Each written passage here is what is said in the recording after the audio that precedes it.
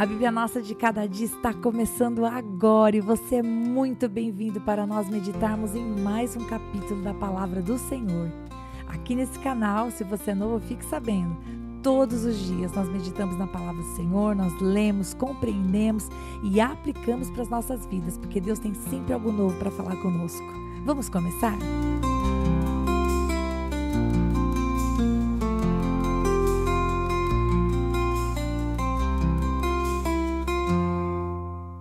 Deus abençoe muito você, que bom ter você aqui para nós meditarmos no capítulo 9 do livro de Gênesis. E o versículo 1 do capítulo 9 nos mostra que Deus abençoou Noé e os seus filhos. Ou seja, se antes Noé era o homem justo e íntegro que fez com que o Senhor tivesse por ele graça e fizesse com que ele entrasse na arca juntamente com a sua família, agora Deus já não estava mais falando com Noé, mas estava chamando Sem, Cã e Jafé para se responsabilizarem junto com o pai, junto com as suas famílias, com as suas esposas, nesse novo período de reconstrução de todas as coisas. E o que é que o Senhor vai fazer? O Senhor vai abençoar. No versículo 1 ele diz, sejam fecundos, multipliquem-se e encham a terra. A intenção do Senhor era que eles crescessem, multiplicassem, governassem sobre a terra e executassem a vontade do Senhor, buscassem a comunhão com Deus. Eu não tenho dúvida. No versículo 2, o Senhor Deus vai dizer que algumas mudanças haveriam. Os animais passariam a ter medo e pavor. Antes, o homem e os animais coexistiam de maneira harmoniosa. Mas agora, os animais já não permaneceriam mais perto do homem naturalmente. Por quê? Porque a partir do versículo 3, o Senhor diz que os homens poderiam comer a carne dos animais. Até então, não sei se você se recorda, mas isso já foi mencionado anteriormente, os animais e o homem, todos se alimentavam de ervas, de vegetais. E agora, Deus dizia, vocês podem passar a comer carne. Mas o versículo 4 nos traz uma condição. O que Deus diz é, não comam com o seu sangue. E a gente vê lá em Levítico 10, 17, mais para frente, inclusive em outras referências, que o Senhor vai nos dizer o porquê. Por uma decisão dele, ele disse, não comam a carne com o seu sangue. E então o Senhor passa a trazer para nós uma coisa muito importante, que para eles não deveria ser algo tão estranho. O Senhor Deus vai dizer que seria cobrado da mão de uma pessoa que derramasse o sangue da outra, o seu próprio sangue em pagamento. Porque, o versículo 6 vai dizer, não deveria haver morte de um pelo outro, assim como Caim fez com Abel. Deus estava dizendo, não se matem uns aos outros, mantenham a paz, cresçam em harmonia. E no versículo 7 ele vai dizer novamente, sejam fecundos, se multipliquem. E no versículo 8, Deus está falando com Noé e com seus filhos sem intermediários. Ou seja, queridos, todos receberam a mesma instrução. E no versículo 9, o Senhor vai dizer que uma aliança estava sendo feita com eles e com a sua descendência. Observem que Deus estava abençoando os 3 filhos de Noé, e Noé também. E também, assim, todos os animais. E o versículo 11, de maneira linda, vai dizer que nunca mais um dilúvio vai destruir a terra. Louvado seja o Senhor por isso. E o Senhor fala, eu vou colocar um sinal para que as futuras gerações saibam que isso que eu estou falando aqui é real. E o que foi que o Senhor colocou? Bem, no céu, versículo 13, ele colocaria o arco dele, porei o meu arco nas nuvens, e ele será por sinal de aliança entre mim e a terra. E quando a gente fala de arco, queridos, a gente está falando do que nós chamamos de arco-íris. E eu estava pensando nisso, e todas as vezes que eu olho para o céu e vejo um arco, eu penso nesse arco da aliança do Senhor. E hoje não é porque a ciência é capaz de explicar a formação de um arco no céu, que a gente vai desmerecer ou achar que só porque a ciência explica foi a ciência que criou. O arco-íris, como é chamado, aparece quando? Aparece quando a luz branca do sol ela é interceptada por uma gota de água na atmosfera. E parte da luz é refratada para dentro da gota e refletida no seu interior e novamente ela é refratada para fora da gota. E a luz branca, ela é uma mistura de várias cores e isso forma o que é chamado de arco-íris e a palavra de Deus chama de arco da aliança, é o arco do Senhor. Então, como eu disse, não é porque a ciência explica que a gente vai achar que não foi Deus que criou. A palavra de Deus diz para nós que esse arco, queridos, é um arco da aliança. Quando você olhar para o céu, você se lembre dessa bênção de que o Senhor não vai mais destruir a terra com as águas do dilúvio. E esse sinal de aliança, queridos, não é um contrato. Louvado seja Deus que não é um contrato. Assim como todas as alianças, como por exemplo o casamento, também não deveria ser um contrato. Essa aliança do Senhor não depende de nós, porque o homem é mau nos seus desígnios desde a mocidade, como o Senhor mesmo disse no capítulo 8. Portanto, Deus fez uma aliança de, apesar de tudo, ou não importa o que, ele não iria destruir novamente a terra com águas do dilúvio. E o arco, ele não é mencionado apenas aqui. Se você gosta de anotar referências extras, lá em Ezequiel 1:28 fala assim: como o aspecto do arco que aparece nas nuvens em dia de chuva, assim era o resplendor ao redor. Esta era a aparência da glória do Senhor. Ao ver isso, caí com o rosto em terra e ouvi a voz de quem falava. Então aqui Ezequiel, o profeta, está falando dessa aparência da glória do Senhor, que era muito semelhante. Tinha esse aspecto também do arco. Se você quiser anotar mais um texto, Apocalipse 4:3 fala assim: e esse que estava sentado era semelhante no aspecto à pedra de jaspe e ao sardônio. E ao redor do trono havia um arco-íris semelhante no aspecto à esmeralda. E por último, vou te dar só mais uma referência. Apocalipse 10:1 fala: vi outro anjo forte descendo do céu, envolto em nuvem, com o arco-íris por cima de sua cabeça. O rosto dele era como o sol, e as pernas eram como colunas de fogo.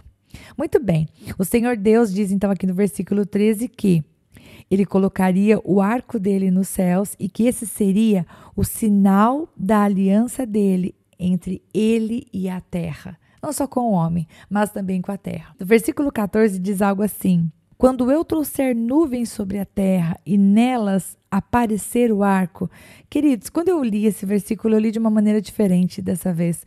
Quando eu trouxer nuvens sobre a terra. Olha, daqui de onde eu estou gravando, eu estou diante de uma janela bem grande. Graças a Deus, eu amo essa janela, porque ela me faz exatamente, muitas vezes, estar falando com vocês aqui no podcast, olhando para o céu. As nuvens que estão sendo formadas agora, né? As nuvens formadas que eu posso enxergar com os meus olhos, graças a Deus, elas são lindas. Aqui no deserto, não é sempre que nós temos essa abundância de nuvens. Quando estamos aí no período de verão, é bem escasso, na verdade. Mas quando a palavra de Deus fala que o Senhor diz assim: quando eu trouxer nuvens, eu não sei se você consegue entender a profundidade desse versículo, mas está falando realmente da soberania do Senhor, sobre coisas grandes, sobre coisas distantes. Hoje em dia, sim, é verdade, hoje em dia já é possível semear. Inclusive aqui em Dubai nós fazemos uma semeadura no céu para que haja uma formação de nuvens maior. Mas é bem isso, a semeadura ela acontece numa pequena nuvem que já existe. Ou seja, o senhorio ainda é do Senhor. E imagino nessa época de Noé, em que eles olhavam para o céu e viam as nuvens e pensavam: essas nuvens foi o Senhor quem trouxe. Louvado seja o Senhor pela soberania dele, acima de qualquer poder, de qualquer trono. Muito bem, agora continuando. No versículo 15, o Senhor vai dizer que quando ele ver o arco, ele vai se lembrar. E aí, com amor, com misericórdia, com fidelidade, ele iria nos poupar. E Deus fala ainda aqui, no versículo 16, fala para Noé especificamente, que aquele era o sinal da aliança. Agora, a partir do versículo 18 e 19, Sem, Cã e Jafé são mencionados como aqueles que iriam povoar a terra. Imagina só a gente olhar em volta de nós e pensar que todos nós que estamos por aqui somos de alguma maneira descendentes dessas três, da família de Noé, óbvio, mas dessas três famílias, desses três ramos da família de Noé, de Sem, Cã e Jafé. Muito interessante isso. Eles então, entre o versículo 18 e 19, mais especificamente no versículo 18, Moisés vai mencionar para a gente que Cã é o pai de Canaã. E parece uma informação um pouco fora de contexto, porque aqui ele está falando dos filhos e não dos netos de Noé. Só que a gente vai entender por que Cã é importante nessa narrativa. Logo na sequência, a palavra de Deus vai contar para a gente, a partir do versículo 20, uma situação que aconteceu entre Noé e os seus filhos. Queridos, a gente não sabe quanto tempo passou, porque eles desceram da arca, eles começaram a repovoar a terra, eles começaram a plantar, eles começaram a construir. E no versículo 20 vai dizer assim que Noé, que era agricultor antes de construir a arca, ele passou a plantar uma vinha. Então ele plantou a vinha cresceu, a vinha produziu uvas e então foi que Noé produziu o vinho. Não foi assim, desceu da arca, plantou uma vinha, bebeu. Não foi assim, né? A gente precisa ler a palavra de Deus e tentar pensar na passagem do tempo, porque às vezes de um versículo para o outro, a gente não para pensar que o tempo passou e que faz sentido que, sim, a terra foi abençoada, os filhos dele foram abençoados, os filhos de Noé começaram a ter filhos, enfim, versículo 20, Noé plantou uma vinha, fez um vinho e o que ele fez? Ele bebeu. A palavra de Deus vai dizer no versículo 21 que ele bebendo vinho, ele se embriagou e ele, dentro da sua tenda, estava sem roupa. É simplesmente isso que Moisés relata para nós. Moisés não dá nenhum detalhe para a gente nesse exato momento, querendo dizer se era errado ele ter bebido, se era errado ele ter plantado a vinha, se era errado ele estar nu. Inclusive, Mateus 24:38, quando menciona o dilúvio, diz assim: pois assim como nos dias anteriores ao dilúvio, comiam e bebiam, casavam-se e davam-se em casamento, ou seja, esse versículo nos mostra que o vinho não foi criado com Noé. Já antes do dilúvio, as pessoas bebiam. Então, aqui Noé fez algo que ele tinha visto acontecer, né? Ele plantou a sua vinha e bebeu e embriagou-se, que era algo que ele já via acontecer antes. Muito bem, ele fez isso e estava dentro da sua tenda. Agora, o que foi que aconteceu? Cã, seu filho, ele vê a nudez do seu pai, e aí no versículo 22, eu não sei qual é a tradução da sua Bíblia, mas a versão da minha Bíblia diz, vendo a nudez do pai. Só que essa palavra viu, literalmente significa contemplar com satisfação. Então, Cã, quando viu o pai nu, ele teve um comportamento. O que ele fez? Ele foi lá falar para os seus irmãos. Moisés não relata para nós qual foi o tom com o qual ele foi falar com os irmãos. Mas o que acontece é que quando ele foi falar com os seus irmãos, o comportamento de Sem e de Jafé vão mostrar para a gente que o que Cã deveria ter feito é que ele deveria ter cobrido a nudez do seu pai, sem olhar, com reverência, com respeito, ou pelo menos não sair mencionando fora da tenda, não desonrar o seu pai. O que Cã fez foi desonroso. Ele falou do seu pai para os seus irmãos. Não era uma autoridade de Deus. Somente o fato de Deus ter selecionado Noé alcançou graça diante de Deus. Só o fato de Deus ter selecionado Noé para construir a arca, que foi aquele que levou a salvação da família dele, né? Sem Cã e Jafé estavam vivos porque o seu pai era justo e íntegro. E pode ser que beber ou ficar nu dentro da sua própria tenda não fosse o comportamento adequado, mas ele ainda era o pai, ele ainda era digno de respeito. E, portanto, o que foi que aconteceu? Bom, seus irmãos, versículo 23, cobriram a nudez do pai. Versículo 24 vai dizer para nós que quando ele acordou, ele melhorou ali o defeito da bebida. Alguém contou, Moisés não fala para a gente quem é que conta, alguém contou o que Cã tinha feito. E aí o versículo 25 é muito triste. Noé vai proferir uma maldição. Noé despertou do sono. Aqui no versículo 24, antes de falar do versículo 25, aqui no versículo 24, Moisés vai dizer para a gente que Cã era o filho mais moço. Quando Noé despertou do seu vinho, soube o que o filho mais moço havia feito. Então, Cã, quando a gente lê Sem, Cã e Jafé, parece que Cã é do meio, né, gente? Porque tá sempre nessa ordem, Sem, Cã e Jafé. Cã parece que é do meio.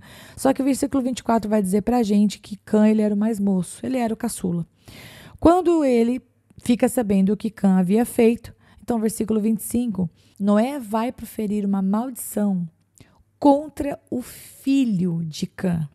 Ele vai dizer, maldito seja Canaã e seja servo dos servos para os seus irmãos. Preste atenção, agora a gente entende o porquê que Canaã é mencionado lá no versículo 18 e parece meio fora de contexto. Moisés tentou dizer para a gente, Cã é o pai de Canaã. E depois ele continuou do versículo 26. E os cananeus, acho que é legal fazer essa observação, os cananeus, eles habitaram a Palestina.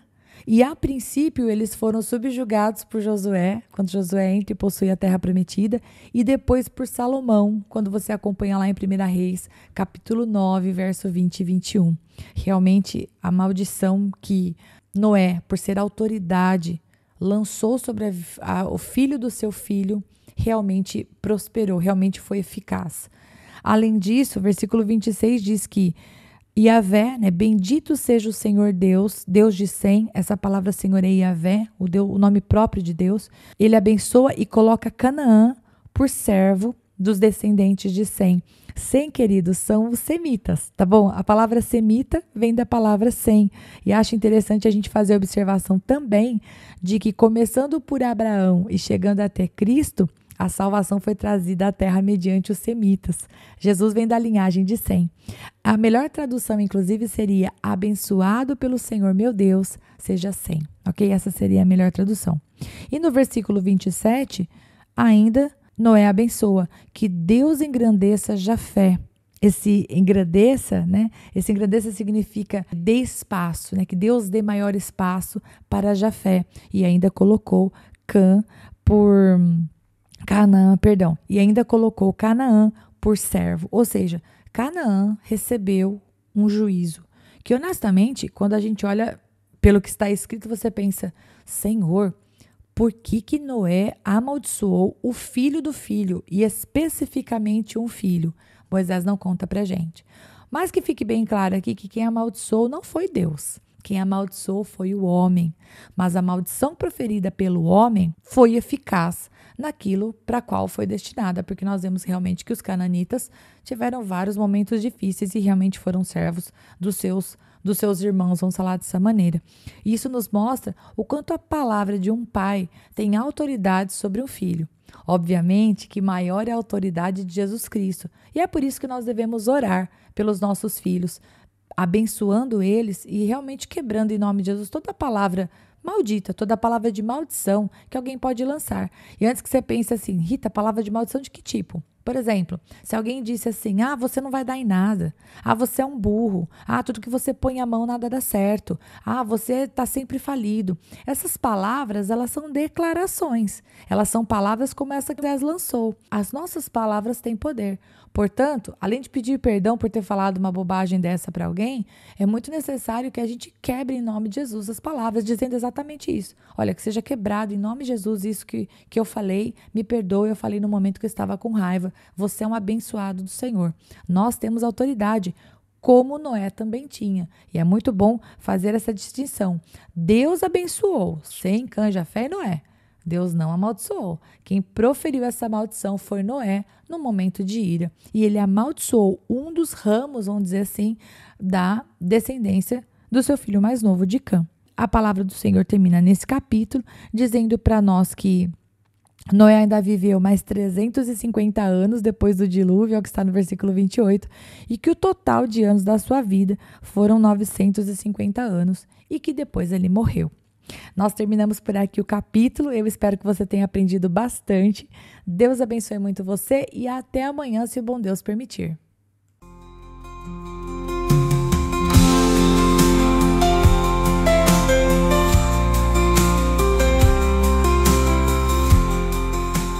E se você ficou até agora, não vai embora não. Agora é hora de você curtir, comentar, compartilhar esta palavra, porque se ela abençoou você, ela pode abençoar outra pessoa também. E lógico, se inscreva no canal, ative o sininho, assim você não perde os próximos episódios. Deus te abençoe e até lá!